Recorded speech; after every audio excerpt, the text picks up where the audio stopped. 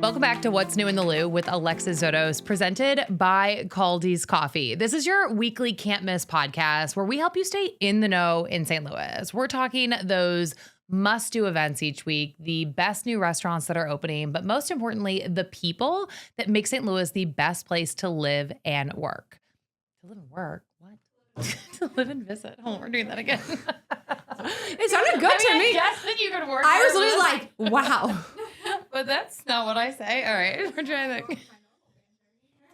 All right, I guess it's a good place to work too. Fine. All right, 3, 2, 1. Welcome back to What's New in the Lou with Alexis Zotos, presented by Caldy's Coffee. This is your can't miss weekly podcast where we're helping you stay in the know in St. Louis. So that means those can't miss events, the best new restaurants that are opening, but most importantly, the people that make St. Louis the best place to live and visit. Make sure to stick around to the end of the episode because we are going to have a calendar for you of all the fun things happening in the Lou this week.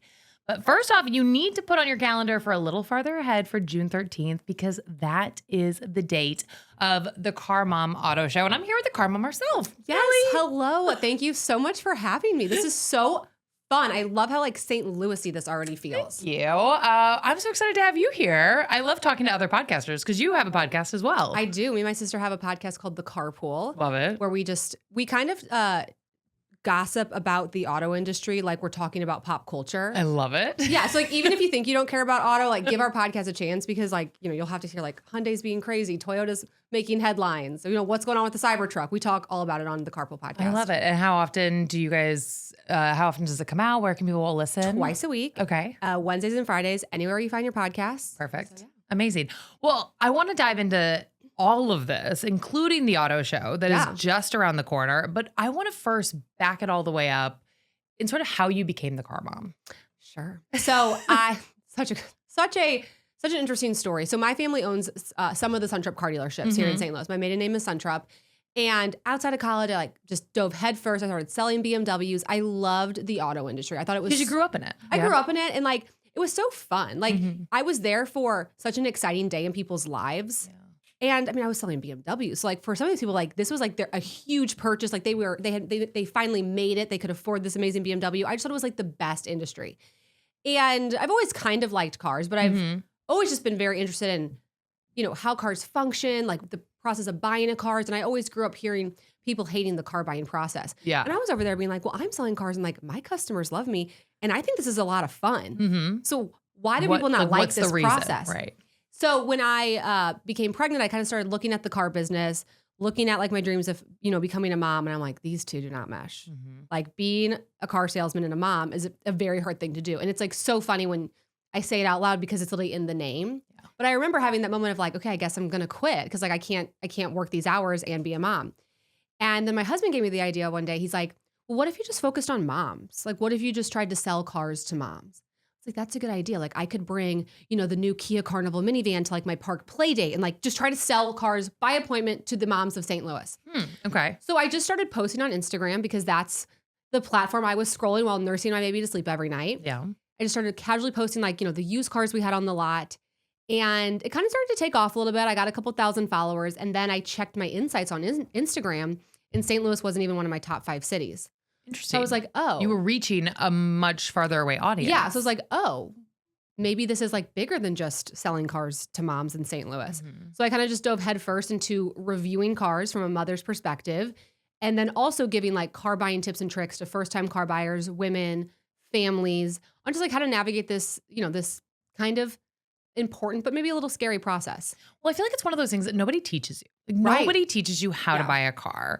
It's this thing where, you know, maybe you had a parent who like helped you with that first purchase. I mean, I don't think I bought my first car until like late in my 20s because I was lucky enough. I got my mom's old car and I just drove that until it died, essentially. Which is the way to do it, yeah. Right. And so, and then I realized I don't know how to do this. I don't know how to navigate this. You know, yeah, it's a little intimidating. You know, there's the, like, you think they're trying to upsell you everything. Sure. You don't know what you're talking about. And especially as a woman, we know that people, you know, think that maybe there's a way to take advantage from a, you know, whatever standpoint. And so, there aren't that many women in the business. No, it feels like. I mean, it's definitely getting better, but it is still a male-dominated field. And yeah, I think women just have a lot of anxiety around, you know, going there by themselves, you know, being talked down to. I mean, and I think I can really relate to my audience because all the qualms they have about buying a car are the same qualms I had about selling cars. Because there was several days I would answer the phone, hey, this is Kelly. I'm here to talk to sales. I'm in sales. No, I need like a salesman. No, like I'm a salesman. Like I had those conversations all the time. So I sympathize with my audience, but I just feel really passionately about teaching them like it can be actually a very fun and enjoyable process. Yeah. And I think it's just about empowering them to make not only a good car buying choice, but you know, making sure that they feel equipped to negotiate a good deal, a fair deal, and find a car that works for their family. Well, and it's so interesting when you bring in the family aspect because I feel like as a woman buying my first car, I'm just like, oh, I don't care about a car. Like I just need it to like go get me place, you know, A to B, whatever. But as a mom, it's a way different situation. Totally. You're wanting it. You're like thinking about it from a safety perspective. Wait, I want my kids to be safer than maybe I care about myself. But then also, where do the car seats go? What am I going to be able to fit all my stuff in this car, my baby stuff? And it's actually very difficult for families to buy a car because when you're a family, especially a growing family, your needs actually change every single year. Yeah. So it can be very hard for first-time moms or, you know, parents of 2 kids. Do they want a third? Do they not? Like those are questions that you might not have the answers to right now that really can ultimately affect what kind of car you should end up purchasing. So that's one thing I really try to preach. Like you can't just think about what your car seat setup is today or how many kids you have today. Because like if you're going to keep this car for 7 years, you know, you need to find a car that can handle it for all 7 years. When so-and-so goes to the third row where you need access, where you need more trunk space, less trunk space, we need to do 3 across, we need to take a friend. I mean, there's so much for families to think about. It can be very overwhelming. How soon into sort of this, you know, endeavor did you realize that talking about car seats and putting the car seats in was a big portion of the knowledge you were bringing? Sure. So I would say I got humbled really quick by the car seat community, rightfully so, because, you know, I didn't know what I didn't know. Like I think a lot of parents are intimidated by car seats. And when I started this, like I was a mom and a car salesman. Like I was not actually a car seat expert. So when I started just my tours, I was just like uninstalling my car seat and putting it in a car and being like, oh, this car seat doesn't fit. Not knowing that there's slim seats, there's compact seats. I didn't have the recline set. Like there was just so much I didn't know. So I kind of then, once I started to get some comments, I kind of like reeled back a little bit and I took the time to get my child passenger safety certification. So now I've been a CPA. What's that mean? That means just like being able to. Yeah, it means I'm certified in all things child passenger safety. Cool. I've been one for 5 years now. So, and they do a lot of continuing education. And I've really like dove headfirst into learning this forwards and backwards. I also have a team of CPSTs who work on my team because accuracy is so important for me. Yeah. Especially when it comes to safety is so important for me. And I take my influence on families' car purchases so seriously. You know, other influencers, like, you know, they'll link a top. You buy a $40 top, you don't like it, you're fine. You still might like the influencer. You buy the wrong car. Sure. Because I said something that was incorrect. Like, that's not okay. Like, I would take that. I take that incredibly seriously. So I didn't even think about that because that is. No, there's a lot of pressure. Yeah. And it's because, again, it's A, this giant purchase, and B, it's this purchase that people are going to have for a significant and amount I mean, of time. it's children's safety is at risk. So I really take my time I get all my work double checked. And, you know, then I get a little frustrated because now, you know, there's a lot more. When I first started this, like the only car reviewers were YouTubers and they were like the gearheads. Like I really was one of like the first female car reviewers out there. Wow. And now there's been more moms who are getting into that space, which I love. Like there's room at the table for everyone, but I do just feel like I want to be the authority on the safety aspect of it because a lot of moms will be like, oh, you know, here's how, like, it's so complicated. Yeah. So just know, like, I'm thinking about it all the time. Accuracy is so important to me and my team. That's really amazing. And, you know, you mentioned you have a team. When you started growing, how quickly did you realize, okay, this is taking off? Like you got certified, you started expanding into really talking about the car seat aspect of it. How soon did you grow into a team? So once I kind of like was probably 10,000 followers in, my second child was born. And from there, I was like, okay, this is no longer a passion project. Like this is a business. Yeah. And people sometimes will be like, did you ever think it would get here? And the answer is yes. Good. Like I actually really did. I really believed in what we were doing. I thought it was and I knew I was just feeling such a need for families. So I really like woke up every day and treated it like a much bigger business than what it was. Like even when we weren't making any money, didn't have a team. It was just me and my sister part-time and my husband who would have to listen to me, I treated it like I was. Thank God for the husbands. Yeah, I know. I treated it like it was like a Fortune 500 company. I'm like, That's this amazing. is like, I am a CEO. I mean, that's good advice for really anybody with a passion project. Like it is kind of what you make it. So now we have a great team. I have a team of about 7 moms. They all work. They're all seriously so incredibly smart, much smarter than me. Yeah. So I'm very blessed to have them. You know, you and I were on a panel together about working moms, and I thought what you said about hiring moms was so important because moms, they get shit done. No, like they're so corporate America needs to wake up. Like yes, the education and experience and work ethic of the moms on my team, they wouldn't hold a candle to your 22-year-old intern. Yeah. And I'm not trying to harp on your 22-year-old intern, but like these women are so smart. And just because I offer them like, I mean, of course, like good compensation, but just because I offered them like a flexible schedule, yeah, like they're working for me instead of like other companies that would probably honestly like be I don't want to say a better opportunity, but that would maybe offer them more. Mm-hmm. Like they need that schedule and like they just couldn't find the work. So I think that I love hiring moms. It's something I'm very passionate about. And I also like having a lot of moms on my team because I feel like at the end of the day, I am just one mom's opinion on a car. So it's important for me to be platforming other moms' opinions on their cars, especially moms who have families that look differently than mine. Like moms of 2 kids, moms of older kids, moms of 1 kid, moms of multiple. So I like having a lot of diversity to just share other people's opinions on the cars. Sure. Yeah. And so when you started reviewing cars, especially from that mindset, you mentioned you had your second child, you now have 4 kids. How have you seen the car industry changing to really think about families and growing families? It's a great question. I would say slowly but surely. I feel like I'm just kind of starting to even like get seats at the table. And these are like, I barely have my foot in the door. There's still a long way for this auto industry to go. In terms of what makes a family car safer. Like I actually think it's almost like the more you know, the more mad you get. Like when you really start to think about like how some of these cars are just not, they're advertised as family cars and they're just missing the mark on so many parts of it.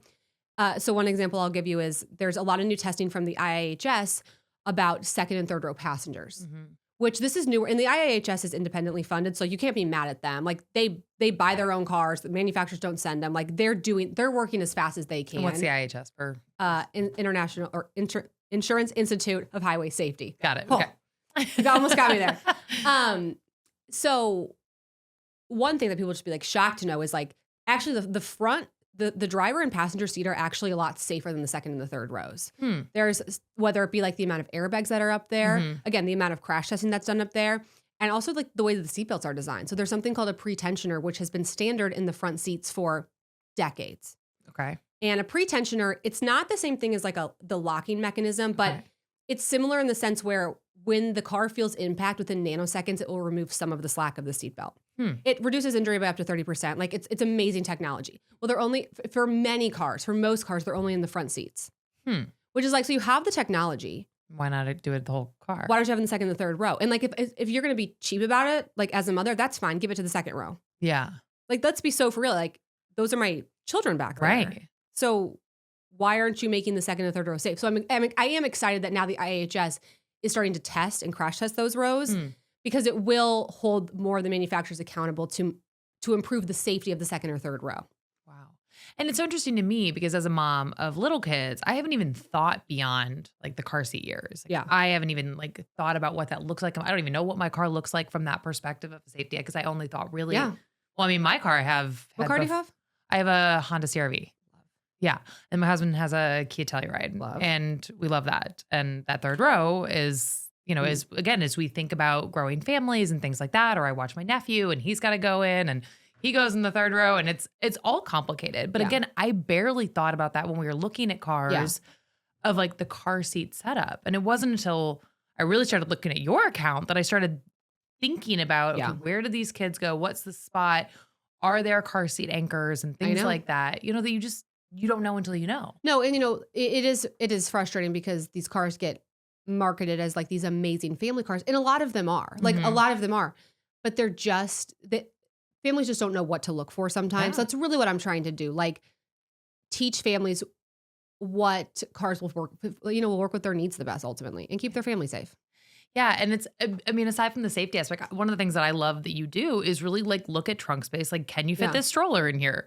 We have, my family hopes that the kids will play hockey one day. Is this car going to fit all the hockey gear? You think about those things and then try to make your best decision.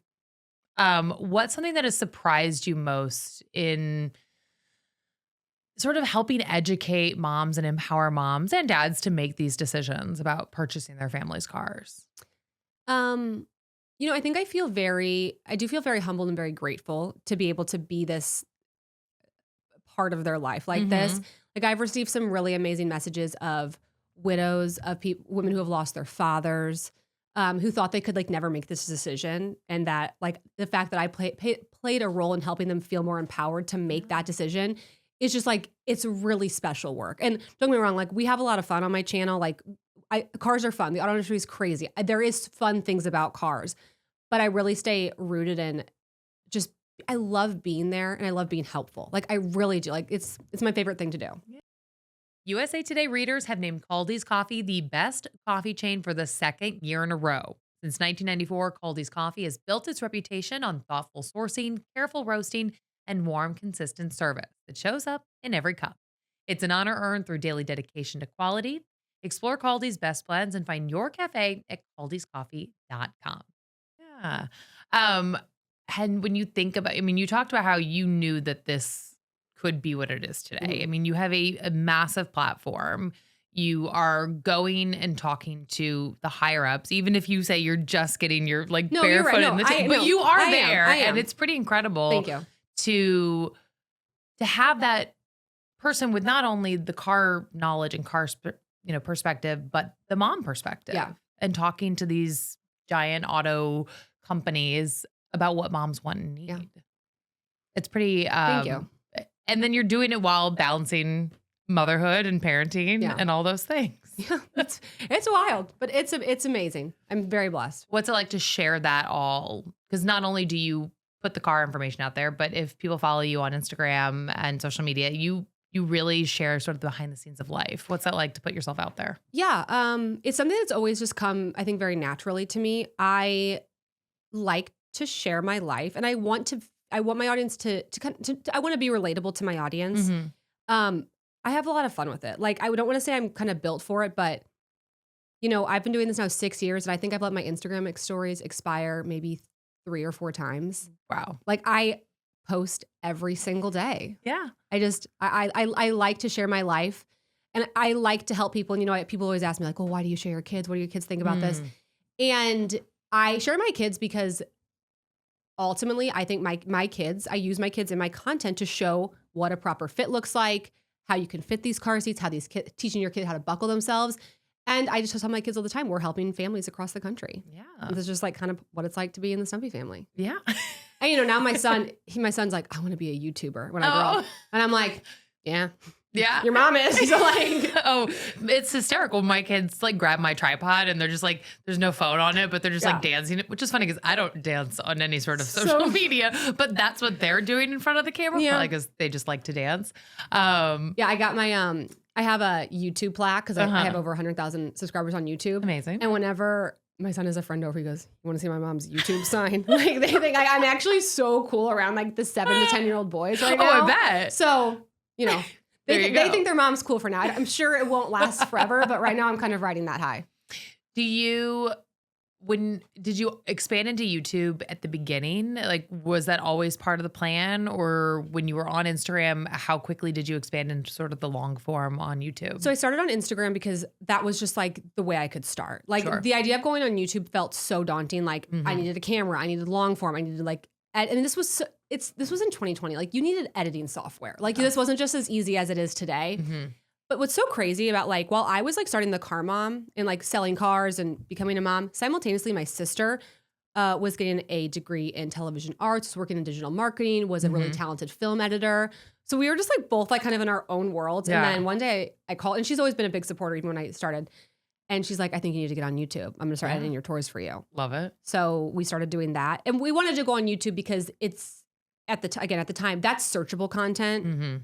and it's long form. It's better. It lives longer. So we started that. I started the Car Mom in June, and I started YouTube in November. Okay, amazing. Well, and I guess, and yeah, that's if you're especially doing the tours. I mean, those they're longer than what you're gonna sit and watch on an Instagram reel or things like that. Yeah.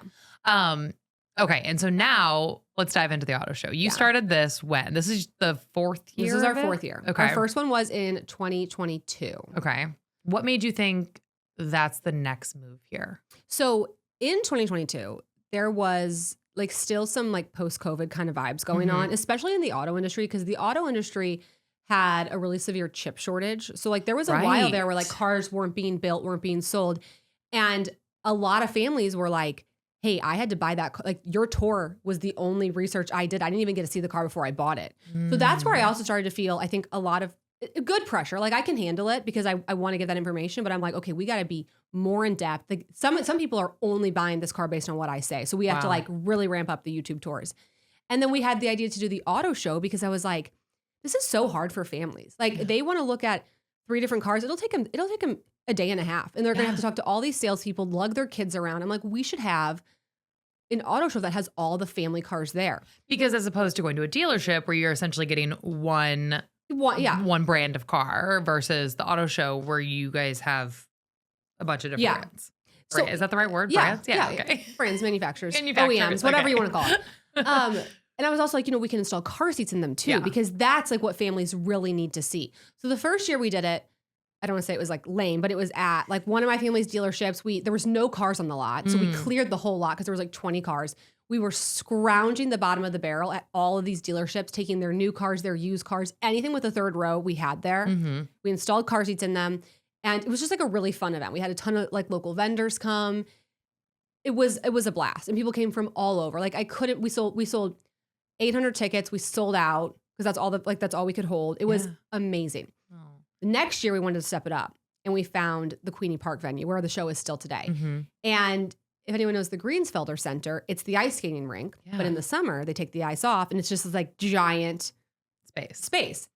And I was like, this feels like an auto show. Like, can I bring the cars inside? And they're like, yeah, we have a garage for the Zamboni. So like all the cars can fit in here so perfectly. Amazing. I'm like, this is perfect.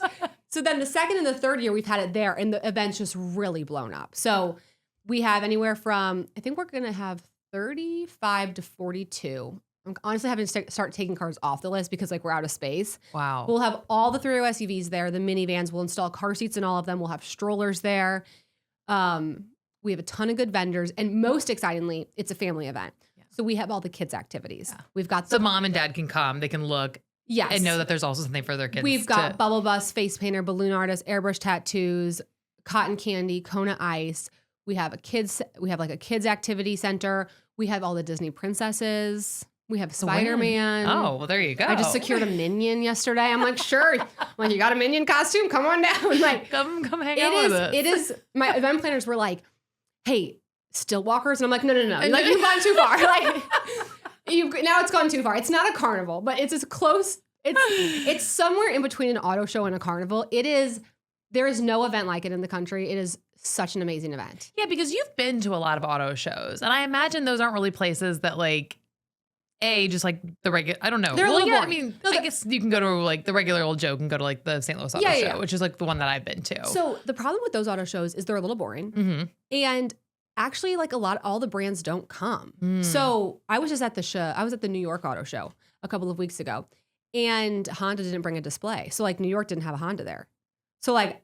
One thing about me is like, I'm going to call Mungan-Ass Honda and I'm going to make sure that we have Hondas there because I want the Odyssey and the Pilot and the Passport there at minimum. Okay. So I really prioritize all the cars there. And some manufacturers are generous and send cars. Some manufacturers tell me they don't want to participate. Doesn't matter. I will hound the local dealerships till I have all the cars there. Interesting. Okay. There you go. And I should also say we have amazing sponsors this year. So it's Capital One Auto Navigator is actually our platinum sponsor.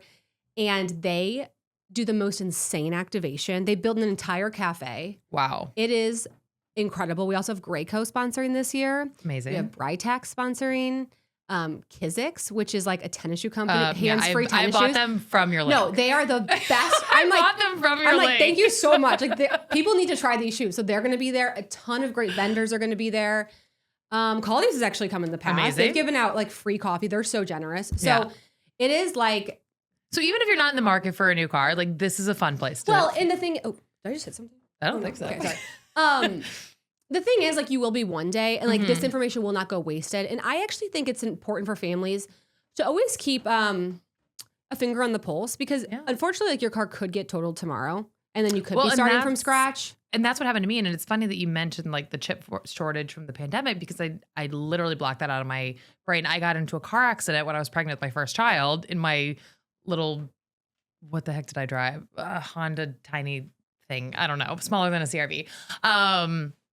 HRV? Maybe. It's like, looks like a little hat, whatever it was. That's what I was driving, and I had a car accident. And so I had to get a new car, and it was middle of the pandemic. So there were like no cars, and we were like trying to decide what to get, and we were pregnant, and anyway, and it was crazy. And I had an old CRV. And so I was like, well, I liked my CRV. Like that feels like a good fit. And it's been a good fit, but it doesn't have a third row. Like I am very limited in size with it. And when my husband got a new car, he got the Kia Telluride, because we were like, we need a third row. Even if we're not going to have a third kid, like they're one day going to have a friend and that might want to come in the car, and you want to have that car space.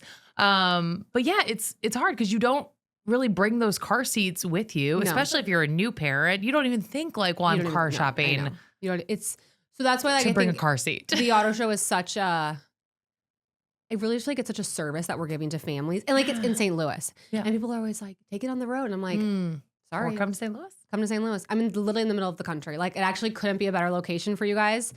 So when you look at people that, you know, you mentioned looking at your insights way back in the beginning and saw that St. Louis wasn't even your biggest audience. Like, do you reach, you know, nation? Is that something that you like look at, that you've got your presence in all the states or things like that? Yeah, or we're everywhere. I mean, I did a consultation the other day with someone who lives in Germany. I was like, I don't know how much I can help you here. I don't really know. I'm like, we can do our best. We'll see what we can do. Oh yeah, because I would imagine it's like very different. Very different. I was like, I don't know. I can't. I'm not international yet. I would do Canada. I do Canadian consultations. I'm comfortable with that, but across the sea, I'm not sure about that. But yeah, we are. It's everywhere. So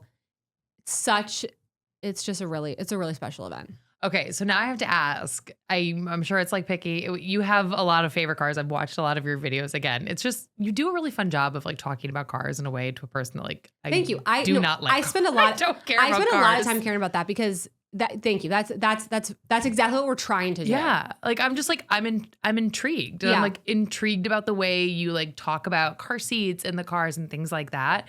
So, what are some of your top recommendations for a family car? Well, and I will answer that question, but it's kind of funny you say that because I always get asked about social media advice, and something I always tell people is I'm like, niche down as much as you can.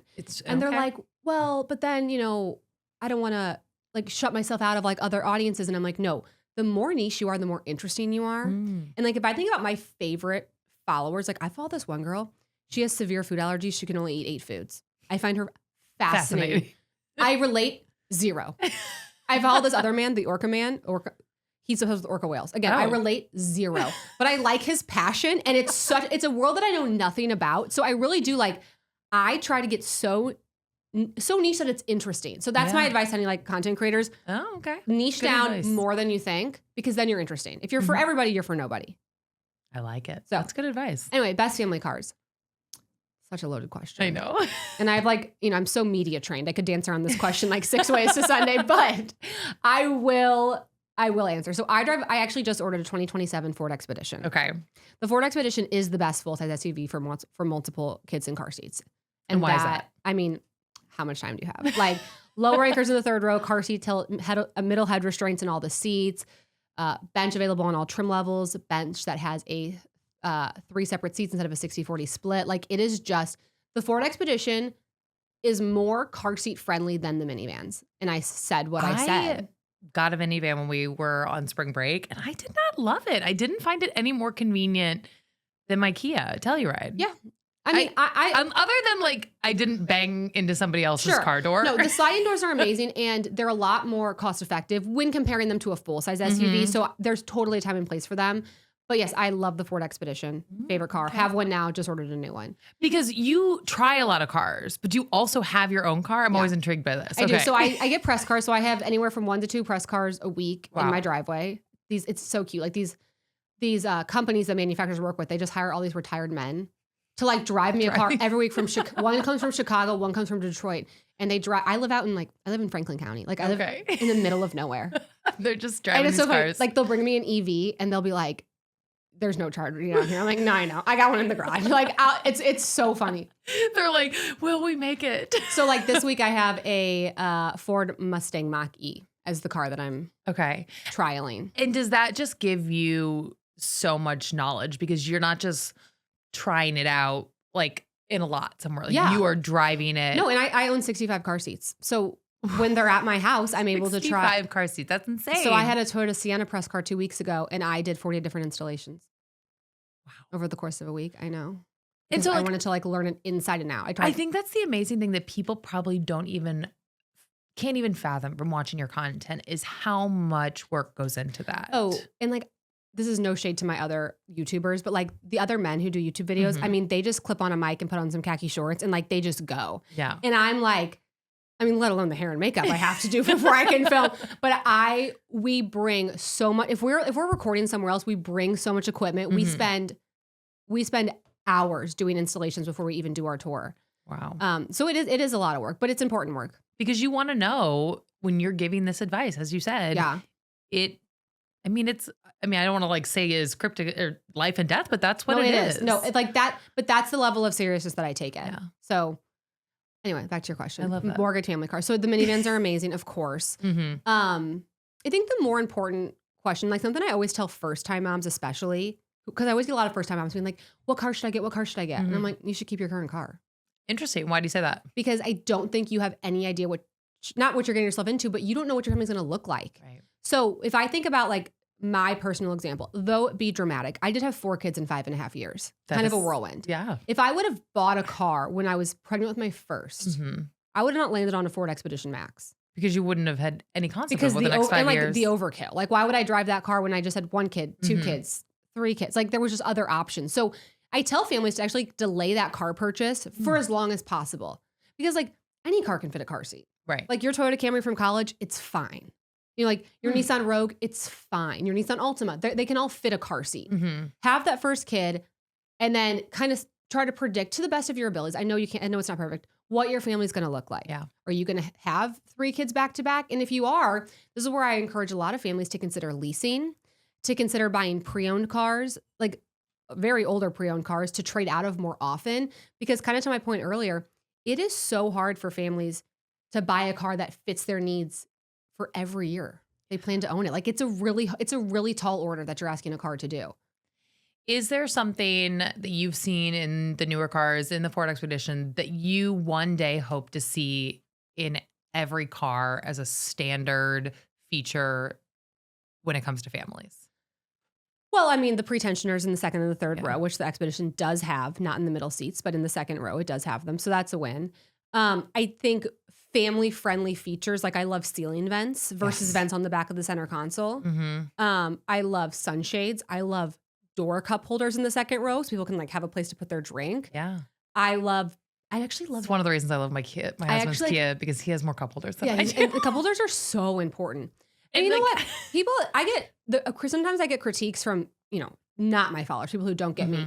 And they're like, why do you only care about the cup holders? And like, you're just going to be taking this car to Target. And I'm like, yeah, and what are you going to be doing with it, Jerry?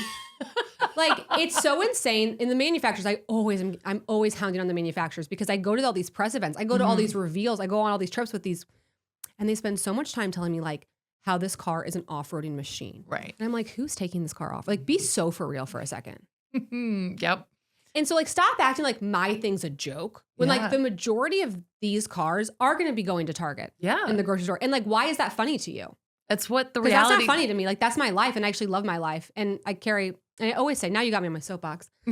I always say mothers are such car people for a couple of reasons. One, who spends more time in their car? Moms. I clocked 6 hours on a Tuesday. I had to eat 2 meals in my car. No, it's wild. Like we're always in our car. Always. So much. And who carries more precious cargo? Yeah. Exactly. So like actually mothers are like the most car people you can get. So like I get that like you're And you're an enthusiast, but like I'm using my car way more than you are. Well, and they're the ones that they're the decision makers. Yeah. I mean, moms are the decision makers of the families. Mhm. Yes, like, however your family dynamic is, but at the end of the day, moms are making the decisions. And yeah, we're the ones that are mostly driving the kids around. Yeah, and totally. Those kids are pretty important to us. They're super important. So that would be my advice. I would delay the purchase. And then if you are going to purchase, just think about, not just with this year, but all the years are going to look like. And do your best to educate yourself on like what the different phases look like. Like something a lot of families don't think about when they add a third is, well, now I need the third row access. So like, do you have a car that has good third row access? Do you have the car seats that allow for third row access? That's a really important thing. Trunk space is obviously incredibly important. Yeah. There's a lot of factors. There's a lot of factors. You show all of it on your social medias, on YouTube, and people can come see it in person at the auto show. June 13th. June 13th. Be there. Yes. Thanks, Kelly. Thanks. And as always, we are wrapping up the episode with things to do this week in St. Louis, May 11th through the 17th. Let's dive into it. First up, the Spring Fling is at the Gin Room on Wednesday, May 13th. Taste of Maplewood is this weekend, May 15th through 16th. It is the 1-year anniversary of the deadly tornado that hit St. Louis. And on Saturday, May 16th, there is going to be a 1 year later program at the Missouri History Museum, remembering and documenting 1 year later. Also on May 16th is the Flowering Artist and Mural Festival in the Del Mar Loop. Bark in the Park in Tower Grove Park is May 16th. And finally, as we talked about in last week's episode, Budweiser is celebrating 150 years with a concert and celebration on Sunday, May 17th. As always, if you have a guest or an event that we should feature on the podcast, let us know. You can find us on social media at What's New in the Loop Podcast on Instagram and on Facebook. Thanks for listening.